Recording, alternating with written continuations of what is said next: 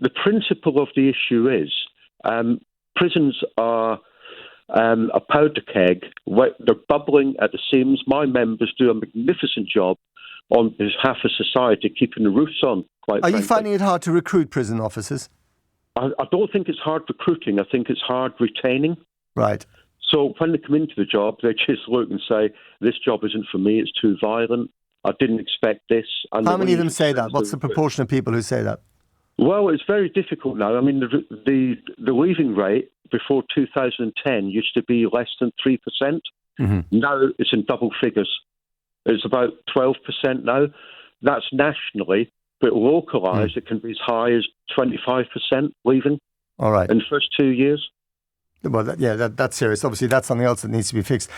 Steve Gillan, thank you very much for coming on the programme. Stay on the line if you like, because I want to bring in Ann Widdecombe, Justice spokesperson for Reform UK, former Conservative Prisons Minister. Good morning, Ann. Hello? Are you there? Are you there, Ann? Okay. Yes. Oh, yes, you're there. Can you hear me? I've been hearing you throughout, yes. Oh, good. Well, thank you very much, and thank you for your patience. I thought you might have just disappeared, but luckily you didn't. And you were prisons minister in between 95 and 97, I gather. How was the state of our prisons at that time? Well, I also faced a huge surge at that time in the prison population, and my response was to produce more places. I mean, that is absolutely basic. If you've got overcrowded prisons, you need more places. Mm-hmm. And, for example, I brought in a prison ship, which Labour derided as the return of the hulks, but then kept for 9 years. Mm-hmm. And I commissioned disused porter cabins from Norwegian oil rigs, put them down in the lower security prisons. And but for the advent of the then general election, I was about to take over a disused holiday camp. So in other words, I found temporary measures to deal with the accommodation pressures. Right. But there is a long-term problem, and what we've just heard, and basic to that is having enough spaces not only to accommodate people, but to accommodate them decently. For example, in the early 90s, we heavily reduced sharing cells. Mm-hmm. Which is no longer the case now. I mean, lots of cells are shared, aren't they, at the moment? But do you think that goes beyond just capacity and space? Do you think, as Stephen Gillan just told us, the whole system needs to be reformed root and branch? I don't know that you need a root and branch reform because, when the prison population is up, the response is to say, oh, we've got too many people in prison.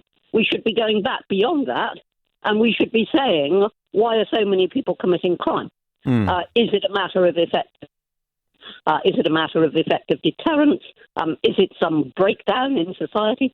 Should be asking that before we start worrying about the prison population.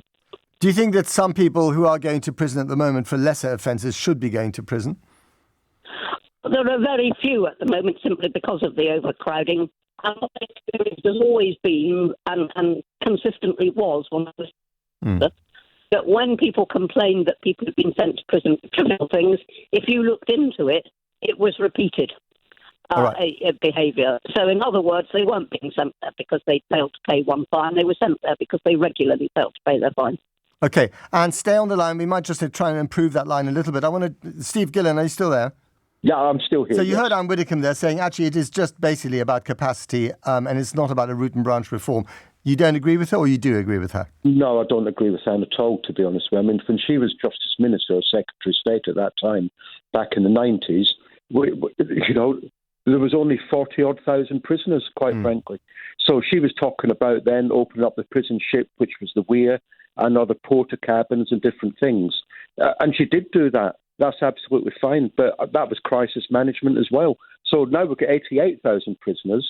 We're creaking at the seams. We need a proper review of sentencing policy because I can't believe that Britain's any more violent than any other nation in Europe, but we seem to lock up more people per percentage of population. It doesn't make sense. But are we? I mean, what she was saying is that we should not be looking at, why people aren't rehabilitated, or we should not be looking at so much at the deterrence effect of prisons, or maybe that too.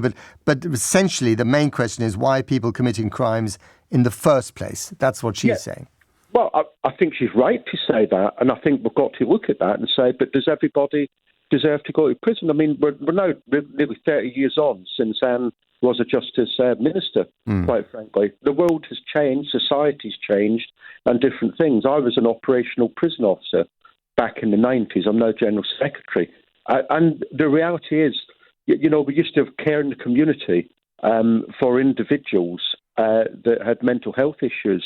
There's nothing now. So by default, they end up in prison. And that isn't the place for mentally ill people. What we should be doing is diverting them away from prison and caring for them, maybe in the community or elsewhere, where the public have got absolute confidence that they're going to be safe by not putting these people in prison, but giving them the correct drug treatment programs and so forth to deal with the problems. Ann Widdecombe, did you hear that, and what's your response? I heard most of that, yes. My response would be, frankly, the problems that we had in the 90s are very much the same as today. Yes, of course, the world has changed. But the issues that you get in prisons, how much time you can spend on rehabilitation as opposed to simply security, all those sorts of issues are exactly the same, and they won't change unless we have a completely different approach which says you supply the places, you supply the staff, and you put rehabilitation at the centre of the system. But if the reoffending rates are as high as they are now, I think 50% of those released back into the community reoffend, then something has gone horribly wrong with rehabilitation, hasn't it? Well, indeed. And the fact is that those figures that you've quoted of 50% reoffending rate, nothing new. Nothing new under the sun. The other thing but that's no excuse for not trying to fix it. Let me finish this. And is appalling is the percentage, it was about 75% in the 90s, and it hasn't much changed, of people who come into prison with either no literacy and numeracy or extremely low levels of it, and then leave prison with exactly the same levels. That is a scandal. Right. So how do you fix that? You fix that by education in prisons, just as you fix work opportunities by training people in prisons. Other countries do this. No reason why we shouldn't. Right. Steve Gillan, education in prisons. I mean, it seems to be that most of your prison officers are dealing with crowd control, you know, or even some would say sedation of prisoners, as it were, but not with actually, you know, there's not enough room, there's not enough space, not enough time, not enough energy to deal with the other stuff. Absolutely right. And to be honest with you, all we're doing is warehousing people, and that's not correct. I think Ann's got a major point about education and rehabilitation. But, you know, I've been around the criminal justice system for 34 years, and we don't rehabilitate people. We actually, it's a wing and a prayer, really. And, of course, lots of political parties competing with each other to say who can be toughest on crime.